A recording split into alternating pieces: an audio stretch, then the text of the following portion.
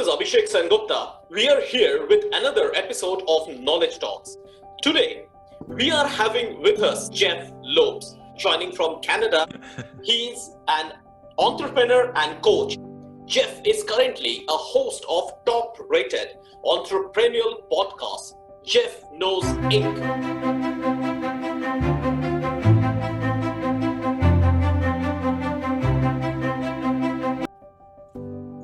Hello, this is Abhishek Sengupta. We are here with another episode of Knowledge Talks.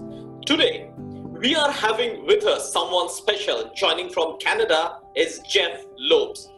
Now, Jeff is based out in Canada and he is a very popular figure there. Jeff, he's an entrepreneur and coach.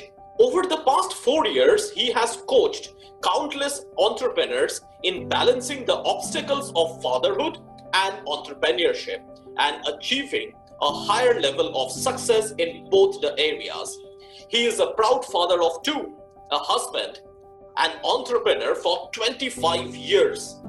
Jeff is currently a host of top-rated entrepreneurial podcast, Jeff Knows Inc. He is author of Entrepreneur Dad. As a bestseller author, Jeff has taken all his experience to create the fastest growing community of entrepreneur dads on the planet. Jeff, welcome to our show. I appreciate it, and that was quite the introduction. I appreciate that, and very popular in Canada. I mean, my wife doesn't think so, but I appreciate that, brother. Thank you so much. We are taking up entrepreneurship as a topic. Now, this topic will be a bit different. We are not digging deep into the different aspects of entrepreneurship, but we will see how entrepreneurship and the life goes together. Now, Jeff, let me start with the present scenario. Entrepreneurship is a key word in modern day world. It is not a profession, which I feel it's a passion. It's a passion which makes the world a better place to live. All the objects we see or we use are the results of entrepreneurship. Today, COVID-19 shattered the economies of the world, and everyone thinks entrepreneurship is the key, using which world can come back to the previous form soon. Entrepreneurship generates better idea, products, and employment across the globe. What is your opinion on this, Jeff? Yeah, 100%. I mean, 2020 was a shattering year for a lot of businesses. And I honestly think it really separated, in a global pandemic, it really separated and made people realize there's a huge difference from being an entrepreneur and being self-employed. So a lot of people that were self-employed, they realized their businesses had to pivot very quickly. If their businesses didn't pivot very quickly, those are the businesses that have all closed. Like in Ontario, Canada, in Toronto, Canada, right across Canada, over 10,000 restaurants, they say, have closed in the last 12 months. The amount of gyms that have closed, those are all that are run by entrepreneurs, but they weren't really entrepreneurs. They were entrepreneurs, but they were self-employed. They were still trading their time for money, which is equivalent to working a 9-to-5 job. The only difference is they had the freedom to make their own schedule. And I think it really put a gasp on who was true entrepreneurs in the last 12 months. And those true entrepreneurs, be honest, a lot of people we've talked to and entrepreneurs that I deal with, 2020, they had their best years of their business, or they've scaled, or they were able to pivot into different directions to bring other passive incomes into their business. So the future 100% is going to be in the hands of the entrepreneurs. And I am a strong believer that when this world pandemic does start to calm down, and hopefully in a very short future, it's the entrepreneurs and the level entrepreneurs are going to come up at a different rate. A lot of people that were employees or self-employed, they really are going to grasp the whole idea of entrepreneurship and really take it to the next level. And I think you're going to see in the end of 2021 and 2022 going forward, a new generation of entrepreneurs are really going to take over the world and prosper at a different level than we've ever seen before. Well, that's an excellent insight which you have given, and I really hope so, because as you have said, there are many restaurants which close, there are many chefs which are facing a tough time, and we all, it's over here also in India and probably across the globe. But we are very, very optimistic, as you have said, once the thing normalizes, there is a different breed of entrepreneurs who will come up and flourish. But because of this closure and this uncertainty, there is always a fear of entrepreneurship which is developing amongst us, which is at times stopping a person to take up entrepreneurship, which is which is stopping an entrepreneur to take up new assignment. But entrepreneurship is a journey. It's not a destination. One person keeps doing 1, 2, 3, 4 points like that. So the origin of this fear generally comes from a bad experience, a negative thought, or probably a bad habit as well. So these are some of the negative trends which are stopping a people or stopping a person to take up entrepreneurship. We need to fight this out, and especially in this scenario where the negativity is quite huge. Everywhere we see the people dying, people suffering, the new variant is coming up, and the closure of businesses. What do you think, Jeff, that how should we encounter this problem and how should we deal with the situation? Over to you. Yeah, so I mean, the word fear, there's two elements with the word fear. I think the word fear is something I'm very passionate about because it's something I really work on teaching entrepreneurial dads. Fear is not something that, and I'm going to bring it to a different level here. Fear is not something that we are born with. I mean, fear is something that is taught to us, and usually taught to us by our parents at a very young age. And you always hear those scenarios like, don't touch the stove, you're gonna burn your hand, don't run down the stairs, you're gonna fall. So as we're young, those motion of fears and those motions of stop are put into our heads. And as we get older, once in a while, something happens that we don't succeed the way we want as a young teenager or into our young adulthood, and that rejection starts adding up and adding up and adding up. And then we put ourselves in a market with in the 2020s where social media is so present that everything's out there for everybody to see. And I think the biggest fear is rejection. Biggest fear is what our friends are going to say, what our families are going to say, what our peers are going to say. The only way to stop that is you have to stop the procrastination, and you have to put in your mind that today is the day. What I mean by that is a lot of people will have a great idea, a great concept, a great vision, and that great concept, great vision, that great idea never goes into fruition because their fear of starting, and that fear causes procrastination. So my advice is, if you have an idea, you have this concept, this vision of something you want to create, the only thing you stopping is, one is you, second is today. I hate people when I hear like, oh, I have an idea, I'm going to start next week, or I'm going to start this plan in 2 months. Start today. If we could all understand that if we start today, the process will begin properly. And also goal setting too, right? I mean, this is another topic, is a lot of people have these ideas and they don't actually put that idea on paper and understand what the altitude of the problem is or what they're trying to solve. So creating an actual goal, a 6-month goal, a 1-year goal, a 3-month goal, a daily goals, setting this map to where you want to get to so you can visually see this map is a big concept as well. And then, like I said, it's that fear will disappear once you get the ball going. You have to put in your head, you're doing this for yourself. You have to put in your head to not give a, part of my language, give a shit what other people think. And have that vision in your mind that I'm going to create something and I'm doing this for myself, first and foremost, my family second, and everybody else, if they're along the ride and they're happy for me, fantastic, that's okay. But you have to do this for yourself. I was on a podcast the other day and I had this discussion when you can have a ton of peers and everybody's is climbing the ladder together.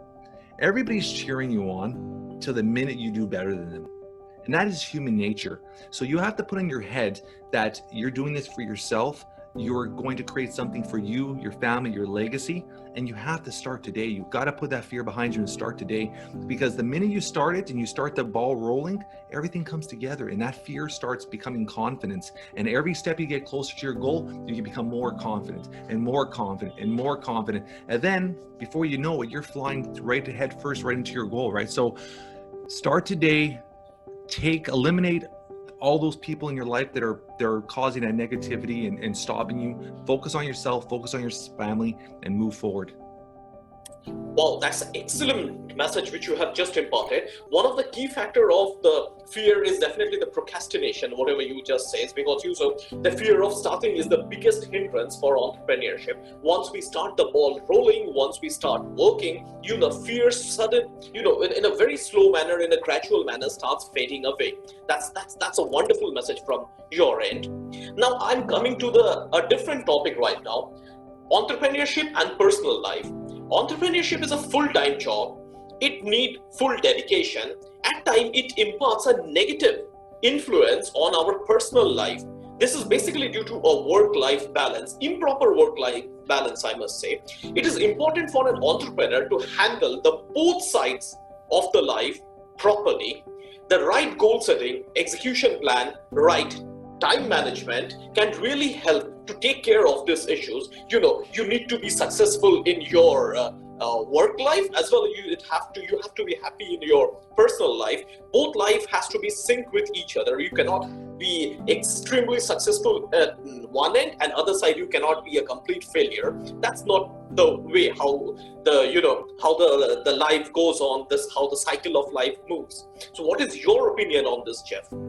So there's three aspects of that. And the first aspect I always talk about is as much as family is my number one priority, I still have one as above that, is myself. So I put my health, mentally, spiritually, physically, at the top of this atmosphere first. That is the top of my pinnacle. So I'm a strong believer is the minute you're able to take care of yourself, put yourself physically, mentally, and spiritually at the highest level you could be at, and you're taking time for yourself to do that, then you're able to serve everybody else below you at a higher level as well. Because if you're not taking care of yourself physically, you're out of shape, mentally you're stressed, your health is not there, how are you physically and mentally and spiritually going to be able to take care of your family and your business? So the first thing I'm going to say to every entrepreneur is take care of yourself first. Dedicate a certain amount of days every week, dedicate a certain amount of time, whether you meditate, you breathe, you work out, focus on your diet, focus on your nutrition, your supplements, take care of yourself. Once you're at an elevated level, next priority is your family. Because honestly, a true entrepreneur could build a business no matter what. A true entrepreneur will find ways to make money. Your family, if something happens to your family or you disconnect with your partner, your wife, and you end up divorced, you're not getting that back. So first is your health. Second, a priority is your family. Your family has to be put in there. And then from there, your business.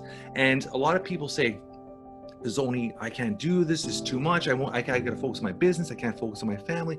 Listen, everybody in the world has 24 hours in the day. So there's no reason why some people could balance and be successful in all periods and you can't. There's certain sacrifices you might have to do. Like I wake up at 4:30 every morning, not because I love waking up at 4:30 every morning. I wake up at 4:30 every morning because that sacrifice of me waking up early and starting my day early and getting as much done as possible in the morning allows me a sacrifice to be able to spend time in the evening with my family, have dinner with my family, go on bike rides with my kids, go on hikes with my kids.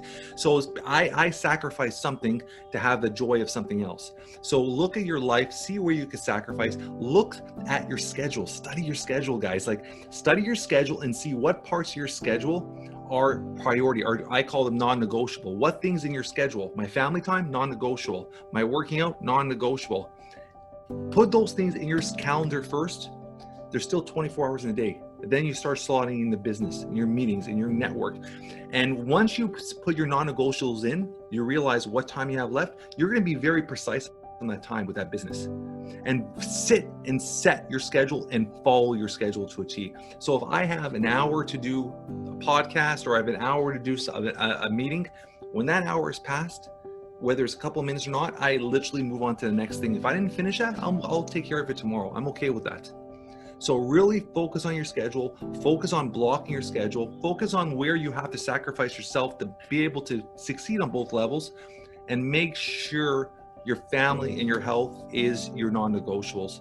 Everything else will come together, man. Everything else always comes together. Wow, that's a wonderful message. You said, you have rightly said that you should have your schedule, you should block your schedule, and absolutely these things are non-negotiable. You have to keep your time. You cannot miss the time. Everyone has got 24 hours and we have to make the use of this 24 hour to the fullest. But Jeff, I'm getting a little deep into this subject, you said, the health and all those things, you need to have a right, exercise and all, that entrepreneurs at times lead a very, very hectic schedule, irregular lifestyle, eating disorders, etc. At times it happens because of improper time scheduling. At times it happens out of compulsion without anyone's proper, proper monitoring. So this leads to many lifestyle-related diseases or disorders. The health is an important criterion in business. One can live a good professional life only and only when he is healthy. Now, being successful and sick doesn't make any sense. It is a great learning, and in spite of busy schedule, one need to take care of the health in order to be successful. In fact, I was just checking your some of your notes and some of your where you have really stressed on this lifestyle and entrepreneurship. So could you enlighten us on this? What is your thoughts on this? I mean, there's a saying, you could have that Ferrari in the driveway, but if you're in the hospital bed, that Ferrari means nothing. Simplest way to look at it, right? It's, you have to take your health seriously. I mean, you're not going to be able to be a husband or be a partner to someone you love. You're not going to be able to be an active dad. Like, you don't want to be that 45-year-old dad. Like, I'm 44 and I just ran a marathon this past week with my son. You want to be able to be active and be healthy and be able to do activities with them, build memories with your family. And at the same time too, the more healthy and the more active you are, it allows you that energy to work those longer hours, that energy to be able to focus on your business. So if you're drained and you're out of shape and your weight's holding you down, your energy levels are low, when it comes to 4, 3 o'clock, 2 o'clock in the afternoon, when you have those meetings, you don't have the energy to do them. You don't have that drive to do them. And once you start losing that drive, you start losing that motivation. Once you start losing that motivation, the business will be affected.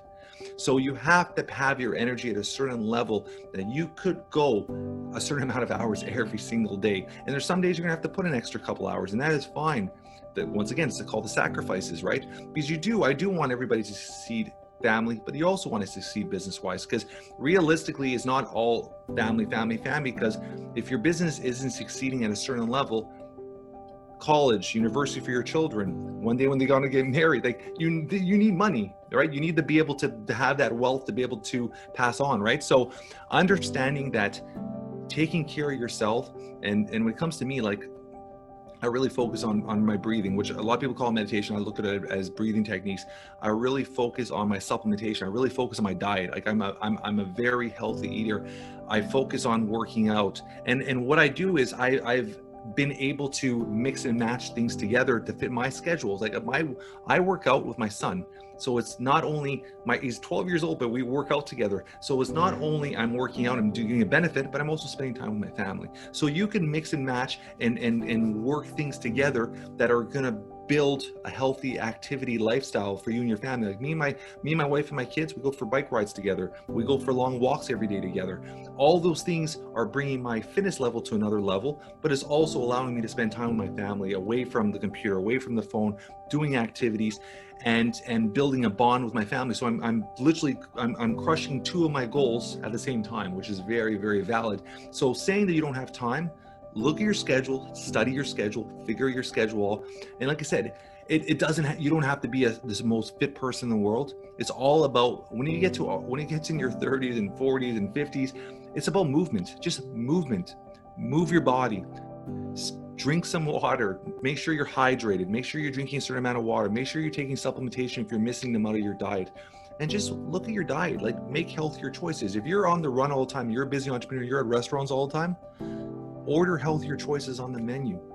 Focus on how much time from your last meal to go to bed. Like, there's certain choices that you could easily make. And for people that say, I don't have the knowledge, go on YouTube. There's a million videos for free that'll teach you how to eat and how to work out. So there's no excuses with our technology nowadays not to take care of yourself. Well, That's great. That's really some great advice that we got. That no one, first of all, can say I don't have the knowledge. There are millions with technology, 100%. with internet, with YouTube, with podcasts. You can gather as much knowledge as you can, and of course, it comes for free. And of course, Yeah. you said, and you have rightly said, you may have a Ferrari in your driveway, but if you're there in a hospital, it's of no use actually.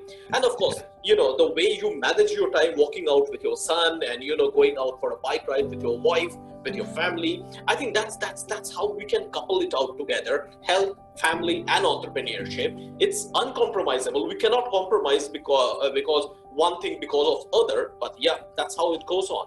Now I'm taking this to a different level: Yeah. entrepreneurship and relationships. Now, one of my friend who was running a company at one point of time always used to fight with his family, that his family was very, very upset that he was not giving a proper time to his family, and they're not doing anything together. There are a lot of fights going on and all these things.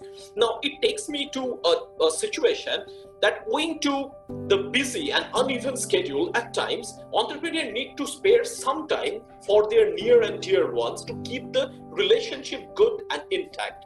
Along with this, along with being an entrepreneur, he or she is also a husband or a wife or a father or a mother or a son, and so on. Entrepreneurship should not be an obstacle to the relationship, and one has to really balance it well, and it really drags you down to your topic, that's entrepreneurship dad. Could you help me out, or could you help understand how to tackle the situations, the relationship and entrepreneurship? Yeah. So, I always look at something, and you brought something there, parents and stuff like that, right? Because a lot of people look at family, they just look at you're looking at your kids, your kids or your wife or your spouse. When you look at family, you're looking at your parents, you're looking at family could be your close knit 4 or 5 friends that are very, very close to your heart. So and this is something I've intaked in the last maybe 3-4 years. I've really put an understanding of it, and it's really become part of who I am, is understanding time as a currency. And what I mean by that is, years back, and I always say this, years back, my mom, my dad, or a close friend would call me and say, "Hey Jeff, I need help with this," and I'd be like, "Yeah, it'll be on a Monday." I'd be like, yeah, I'll come see you on Saturday, not an issue. Now I understand time is a currency at such a higher level. So if my dad were to call me on a Monday, "Jeff, I need help," I'll be there a few hours later. You know why? Because I want to live with zero regret. And what I mean by that is, I don't want to drive home and get that phone call that something happened to my dad and then have that regret that I didn't go see him. So understanding how time is concerned is a currency. And because when we're young, time is this abundance. We don't look at time as a currency. It's just part of what we do every day, right? So as we get older and we start realizing time as a currency, and we start understanding that you do not want to live with regrets, you start realizing how important family is, and how important that time with the family is, and how important picking up that phone call. Like, I'm 44 and I call my mom every morning, and I call my mom before I go to bed every night. And it's because I understand that there will be a time in my life which I'm going to wish I could have done that. So if I'm able to do it now, do it now. Do not live with regrets. Another thing too is, I don't know how it is in India, but in Canada, 3 out of 5 marriages end up in divorce within the first 5 years. And why is that stat so high? I think it's 33% higher for entrepreneurs. And why is it so high? Because their business becomes their baby. Their business becomes their partner, their relationship, and they don't understand that you still need to still feed and water the plant on the other side as well. So having date night, having time to ask questions, having time to listen. Like, I'm not saying you got to spend 4 or 5 hours dedicated to your spouse every day and not focus on your business. But if you're there for only half an hour, be present for that half an hour. Put your phone away, have a conversation, ask them how their day is going, ask them questions, understand what they're going through as well. Because I think it's very hard, because we get into this mindset of, as an entrepreneur, and you become almost entitled to this, me, I'm stressed out, I'm trying to make money. So you get home, and this is something I battled with for years. When you get home, it's like, I'm talking more about my business than I'm actually caring about anything else. So now, having the understanding, I get home and it's like, okay, how was your day, to my wife? Or what'd you do today? Do you have any things you're going through? Are your family okay? Like, asking the questions. And being present, like I said, even with your kids, there's a lot of entrepreneurs who'll get home and they'll sit on the couch and they'll be in the room for half an hour with their kids. And they're like, oh, I spend time with my kids. They're on their phone, their kids are on their video games. Are you really interacting? Are you being present? To me, being present is taking my kids out of their environment and going for a walk and having a long conversation with them, taking for a bike ride, going to the park and playing catch, doing things outside their environment every day, but interacting, asking questions, talking. So I think we need to understand that you have to constantly look at your family as another business. You've got to keep feeding it in order for it to keep growing and developing, because just because you're married and you got a ring on your finger doesn't mean that's done. You're done with that part of it. Now you can move on to something else. You got to keep always growing and nurturing it, and people change. So you have to be very, very understanding to that all, right? Wow, that's great. Two, three very good pointers which I got from you is first, treating the time as currency, because this is I think this is the most important lesson of the of the session. I must say that's a very important lesson which you have imparted. Secondly is that you should always do it today, what you can do today, because calling up the relatives, calling up the parents, whatever you can do it today.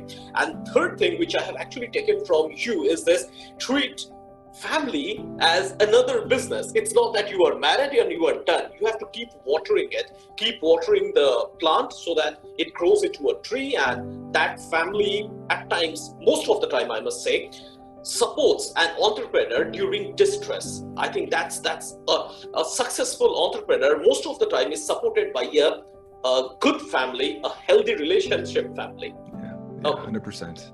100%. I'll just take you to a subject. I think this is the subject which is of it's your favorite, I must say: entrepreneurship and parenthood. Entrepreneurship and parenthood together at times becomes challenging. Yes, it is said that child grows and learns from their parents. Entrepreneurship is good, but it should not be an obstacle to the parenthood as well. Now, here comes the certain challenges faced by entrepreneurs because of the hectic schedule, different work life, etc. And probably work-life balance is another obstacle to that. There are so many ways. In spite of so many challenges, an entrepreneur can be a good dad, could be a good parent. What is your opinion on this? I mean, that shouldn't be a question. I mean, like I said, being a good dad, being a good parent should be always up and above your business and your entrepreneurship. And I said that before, even like a good entrepreneur, you always find ways to get money. I mean, there's a stat that they say 90% of the face time we have with our children is before the age of 18.